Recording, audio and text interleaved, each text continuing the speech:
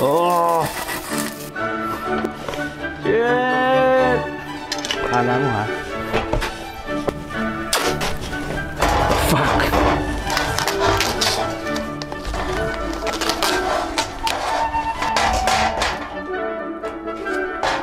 Fuck that shit.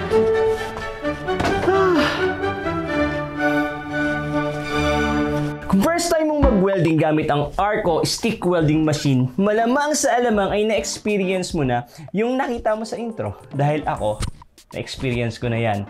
Madami-dami na rin akong nabutas, nasayang, na tubular bago ko na-identify kung paano nga ba makaiwas dun sa sobrang pagkasunog, pagkabutas, especially kung nagwe-welding tayo ng maninipis na bakal. At ito ang sikreto.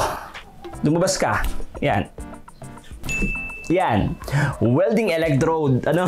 At nasa harapan natin ngayon ang masasabi ko na aray kong bigot na pinaka madaling gamitin at pinakamagandang klase ng welding electrode kung ikaw ay nagsisimula pa lang sa pagwe-welding. Ang N6013.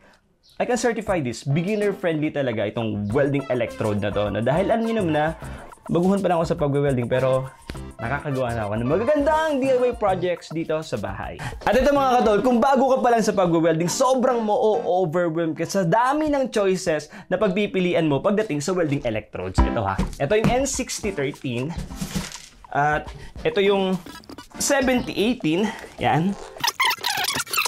Tapos ito pa, meron pa tayo itong N6011 para sa aluminum. Ito syempre pang ano to, pang flux cord FCOW machine, pang stainless. Tapos meron pa rin tayo dito pang TIG. Yan, itong mahabang ito. Alam mo yan, at lahat yan galing sa Nihon Weld. Lahat yan meron ang Nihon Weld. Kaya naman, di ba ang dami? Kaya sa video na to, magpo-focus lang tayo sa isa. Huwag mo munang isipin ang lahat ng ito. Mag-focus lang tayo ay dito. Dahil for now mga katol, sigurado ako na ito lang ang kailangan mo sa ngayon.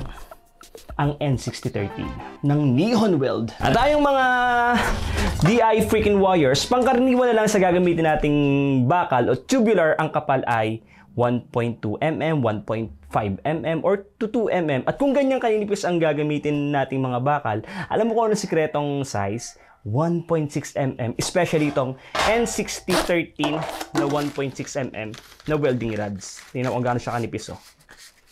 Yan o, nipis nyo. Bakit nga ba 1.6 mm yung mas preferred kong diameter ng welding electrodes, ano? Ganito, may standard rule kasi na dapat yung base metal, yung size ng base metal mo, mas manipis or close dun sa diameter ng welding electrodes na gagamitin mo. So, wow! Ano daw? Correction, it's the other way around. Dapat mas manipis yung welding rod mo or close dun sa base metal na iwe-welding mo. Clear? Now back to the video. Kung may mas manipis pa dito, yun ang gagamitin ko dito. Para, alam mo yun, hindi ako mabutasan tuwing nagwe-welding ako. Bakit? May explanation tayo dyan mamaya. So kung meron kang 1.5 mm na tubular, tapos gagamitin mo ng 2.5 to 3 mm na welding Ito, sige. I-try natin. Meron ako ditong 7018. Pinaka-common na to na nabibili mo sa market. 7018. Ito yung pangkaraniwang welding electrodes na nakikita nyo lagi na gamit ng mga welder. Ito, 7018. 2.5 yung kapal. Try natin. Let's go. Oh, what the fuck? Ang bigat. Yeah, boy.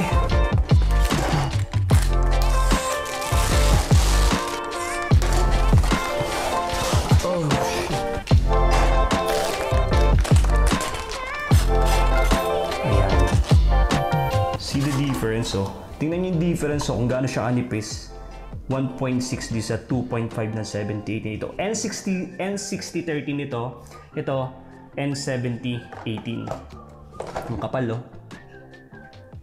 So, ang nakasalang ko na welding rod dito is N7018 na 2.5. Okay? At based dun sa nakalagay na package, ang kailangan kong amperes is 60 to 70. Yan, let's try 60 to 90 ang nakalagay, I mean. Double check. 60 to 90. Alright? Nakaset tayo sa 70 ngayon. Let's do this. Let's try.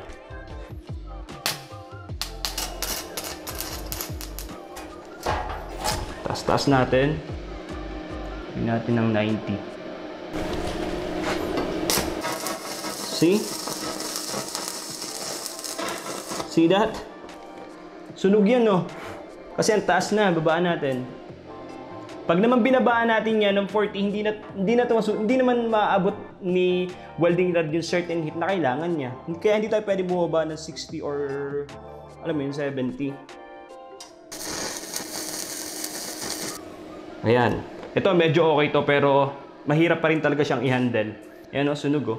So, ngayon, i-try natin yung 60-13 na 1.6 mm dito sa ating 1.5 mm na tubular. And as usual, babaan natin yung amperes. Kasi ang required lang ni 60-13 na 1.6 ay 20 to 45 amperes. See? Mababa lang siya. Ayan, lagay natin na sa 45 to 40. Ganun. 40 to 45. Let's do this. See that? Effortless. Ang ganda ng tama niya. Tapos ang sarap niya. Ang sarap talaga niyang ihagod. Hindi siya nabubutas kahit nasa 44. Ano yung 44 amperes na ako dito. Yeah, let's go! N6013 1.6 mm. Ganan yung tama niya sa manipis na bakal. Ito yung 2.5 na 7018. Ah, butas. So, ano nangyari sa test natin? Ganito mga katol. Ito kasing 7018 na 2.5 ang kapal. Okay? Ang required na amperes ito bago matunaw tong welding rod is 60 to 90 amperes. So, mataas siya. So, pag nilagay mo siya sa 60, ang hirap niya padiklapin. So, kailangan mo siyang pataasin mga 70 to 75. Pag nilagay mo doon sa amperes na yon, sigurado ako at nakita nyo kanina, nabutas yung bakal natin kasi manipis lang to. Manipis lang yung tubular natin. At dito naman sa ating N6013 na required lang na amperes para matunaw itong welding rod na to is 20 to 45. Nilagay ko siya sa almost 45, 44. Kahit mataas na siya, pagka-spark niya, hindi pa rin talaga siya nabutas. Okay? Ganon yung reason kung bakit madalas kayong nabubutasan sa makapal na welding rod tapos manipis yung tubular nyo. Alright? Okay. May instances mga katol na masusunugan at bubutasan ka pa rin, ano? Especially kung hindi mo nakat ng tama yung 2 pieces na niwe-weld mo. So make sure, ikat mo pa rin siya ng tama. Yung pikit na pikit pa rin siya. Yung less gap para makaiwas ka sa pagkabutas o pagkasunog ng manipis na niwe-welding mo. See? Ang bilis na niyang mag-spark, parang tayo, may spark tayo sa isa't isa. So kung nakaramdam ka rin ng spark, yung red button dyan sa baba, may nakalagay na subscribe. Pa-click naman, oh. Subscribe yan. Para tuloy-tuloy yung spark natin sa isa't isa. At kung nagustuhan mo yung video na ni-prepare ko sa'yo ngayon, mas magugustuhan mo yung video na nilagay ko dito sa dalawang ito para makatulong sa pag-DIY, pag-woodworking, pag-metalworking journey mo dahil sobrang fulfilling niya, bro. Kaya naman till next week. Bye-bye!